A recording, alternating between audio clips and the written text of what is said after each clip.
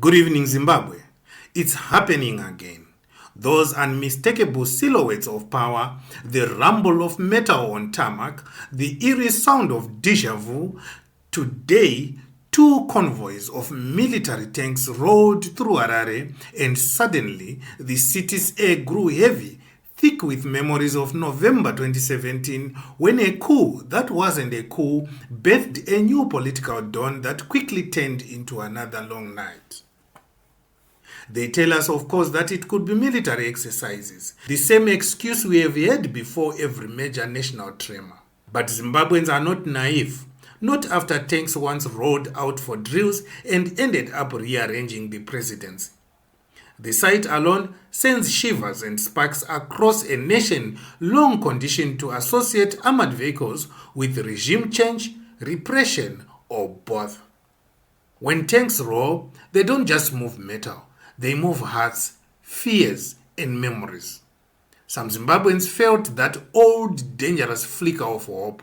Could this be it? Could Mnangagwa's deeply unpopular regime finally be feeling the pressure of its own internal fractures? Maybe the whispers of discontent within ZANU PF and the barracks are louder than they appear. Maybe history, that merciless teacher, is about to repeat its lesson on power and betrayal. Others, though, close their doors tighter. They have seen what happens when the army visits. They remember the gunfire, the beatings, the midnight knocks.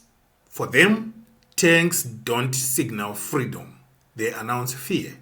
They are the government's favorite conversation starter when citizens begin to speak too loudly. Zimbabwe today is split between those who hope the tanks are coming for Mnangagwa and those who fear they are coming for them. Both are right to feel uneasy, because in this country, the line between liberation and intimidation has long been erased by the same boots that once claimed to defend it. Let's not forget, this is the third time since February that armored convoys have been seen in Harare. Once is routine, twice it's coincidence, thrice is a signal.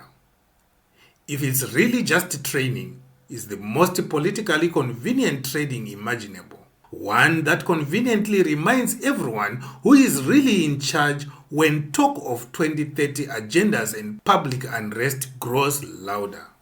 Zimbabwe is a nation on edge.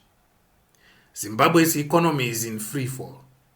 Political trust is non-existent, and whispers of factional war within ZANU PF are growing by the day.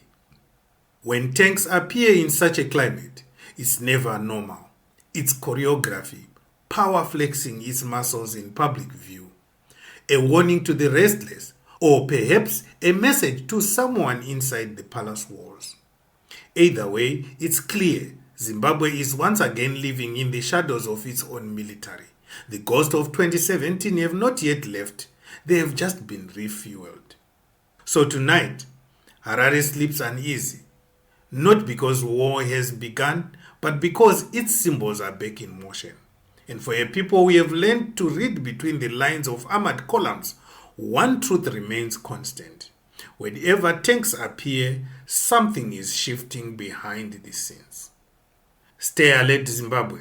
Stay watching. And as always, subscribe to Zimwaves TV, because when the next chapter of this unfolding drama begins, you will want to hear it from the people who call it like it is.